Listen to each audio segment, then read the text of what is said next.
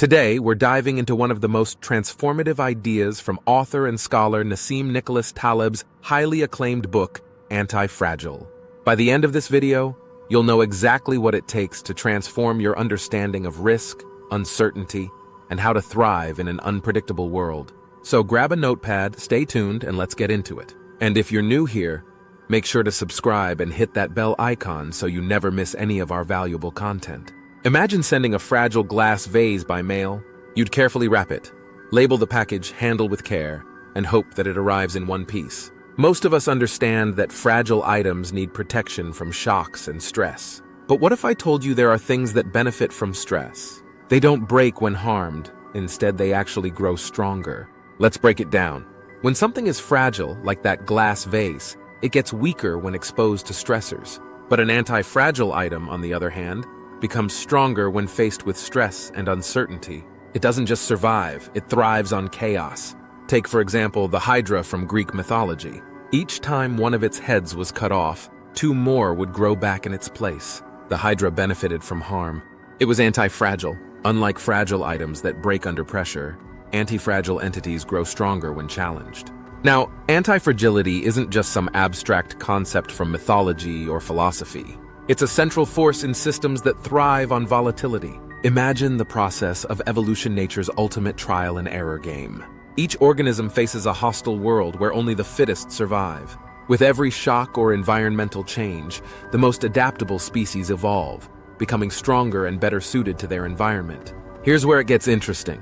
While the process of evolution is anti-fragile, individual organisms within it are fragile.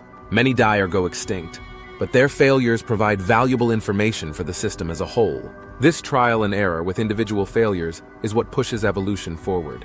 Over time, the surviving species become stronger. The system therefore becomes anti-fragile even though its components are fragile. We can see this principle in other areas too. Think about the economy. On one end, you have small businesses and startups that are somewhat fragile to economic downturns. But as some fail, they provide valuable lessons. More resilient companies learn, grow, and innovate. So, while individual businesses might be fragile, the economy as a whole is anti-fragile because it benefits from the trial and error process. How many of you work out or have been to the gym? When you lift weights or run on a treadmill, you're putting stress on your body. But here's the catch. Instead of breaking under this pressure, your muscles overcompensate and grow stronger. This is a classic example of antifragility. Your body benefits from the stress, getting better prepared for future challenges. You might never know when you'll need that extra strength. But one day, if you're suddenly required to carry something heavy, like a piano up several flights of stairs, you'll be thankful for all those strenuous workouts. The same principle applies to any anti-fragile system. Stressors and shocks push the system to build excess capacity and prepare for even tougher challenges ahead.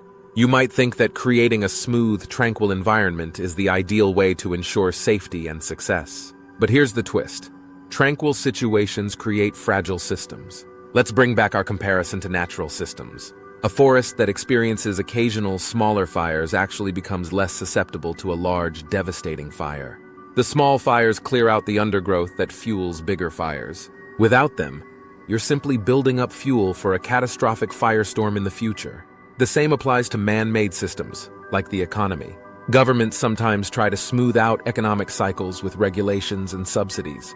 While these efforts may temporarily reduce volatility, they often remove the very shocks and stressors that make economies anti-fragile.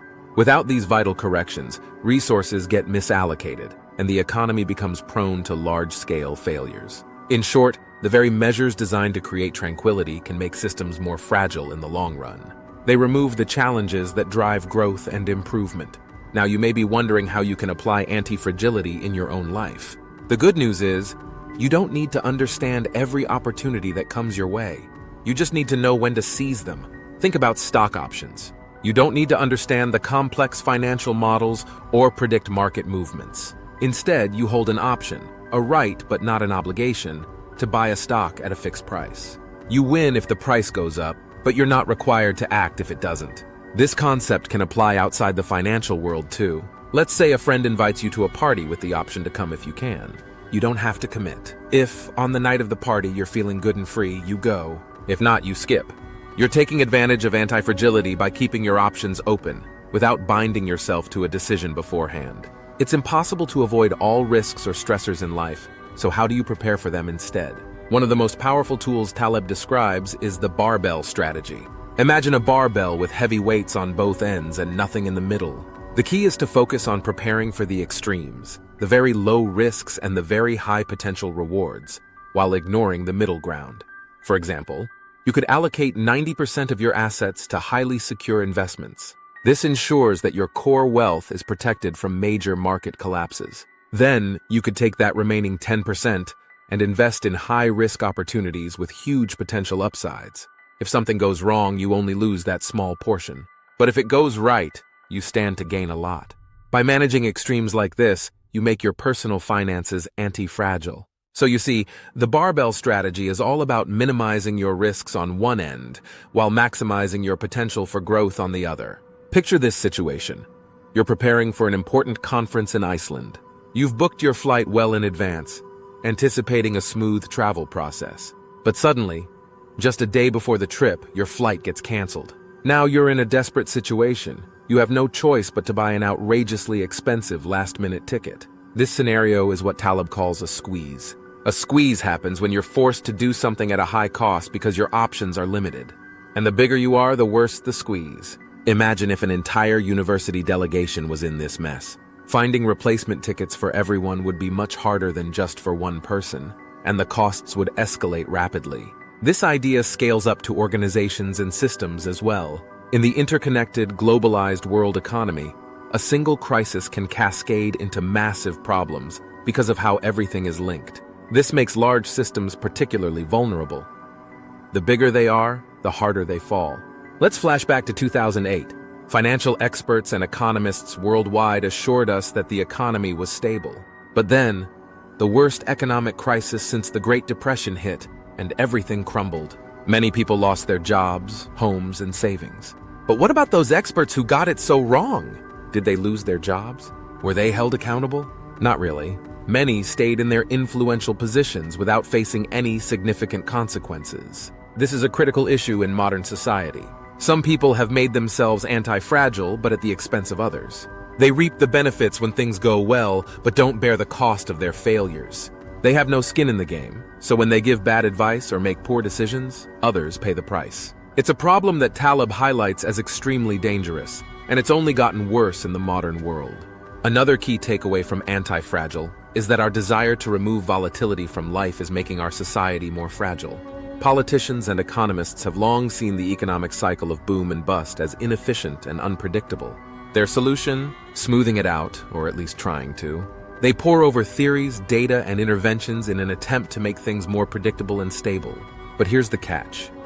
By smoothing out these cycles, we remove the smaller stressors that weed out inefficiencies and weak points. These small stressors act like preventive fires in a forest, clearing out underbrush and keeping the forest resilient against a massive wildfire. Without these small corrections, problems build up in hidden areas until they explode into massive crises. Our society's obsession with eliminating all the volatility and uncertainty is, paradoxically, making us more exposed to catastrophic failures.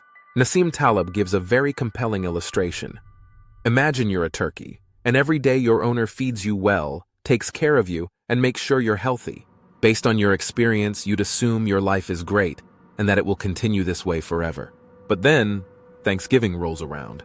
You'd be in for quite a shock. Here's the lesson. One of the biggest issues we face today is predicting the future based on a limited view of the past. This is what Taleb calls the turkey problem.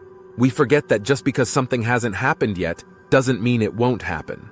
And when it does, like the collapse of a financial system or a natural disaster, it could be devastating. Remember the Fukushima nuclear plant? It was designed to withstand the biggest earthquake ever recorded. But its designers never anticipated a bigger quake.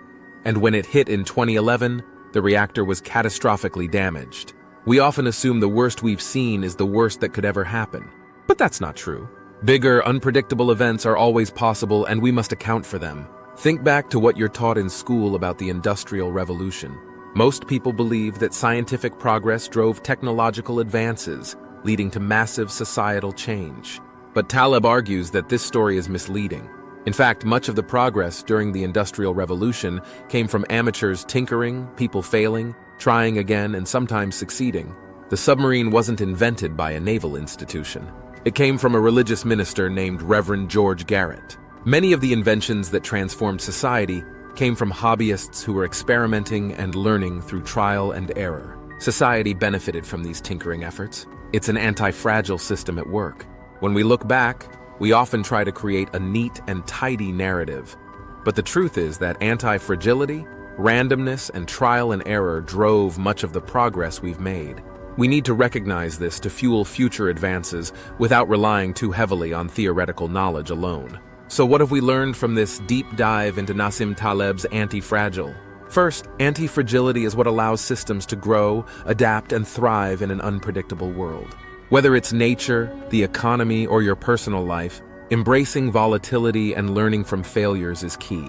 But modern society seems intent on removing all stressors and unpredictability, which, paradoxically, can make us more fragile. If we ignore the need for anti-fragility in our systems, we are left in a more vulnerable position at the mercy of unexpected events. The lessons from Antifragile are clear.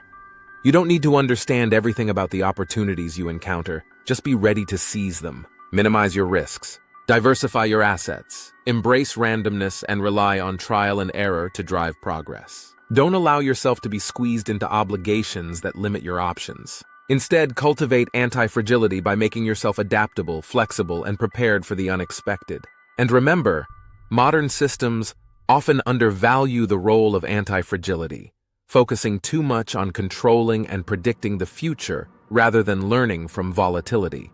To progress, we need to step back and appreciate the critical role randomness and anti-fragility play in bringing about real, lasting, and meaningful change. That's it for today's video, but don't go just yet. If you found this video valuable, make sure to hit that like button, share your thoughts in the comments, and of course, don't forget to subscribe. Let's continue exploring and thriving in a world that's as unpredictable as it is full of opportunity. Until next time, stay anti-fragile. Here are some of the best quotes from Antifragile to keep you inspired. What doesn't kill you makes you stronger. You can't predict in general, but you can predict that those who rely on predictions are taking more risks, will have more trouble, perhaps even go bust. People we call ignorant might not be ignorant. And finally, society is being fragilized by spineless politicians, draft dodgers afraid of polls, and journalists building narratives. And if you want to apply the book's concepts in your life, here are some actionable ideas. Don't try to predict the future, just make sure you're ready for it. Shocks and surprises will happen, good, bad, or otherwise. Instead of hoping your plan withstands every twist, ensure that you're prepared for anything. Minimize your risks, stay flexible, and remember, always keep your options open. The next big opportunity might come when you least expect it. Don't forget to hit the bell icon to be notified of our next video. Thank you for watching. Stay curious, stay adaptable, and most importantly, stay anti-fragile.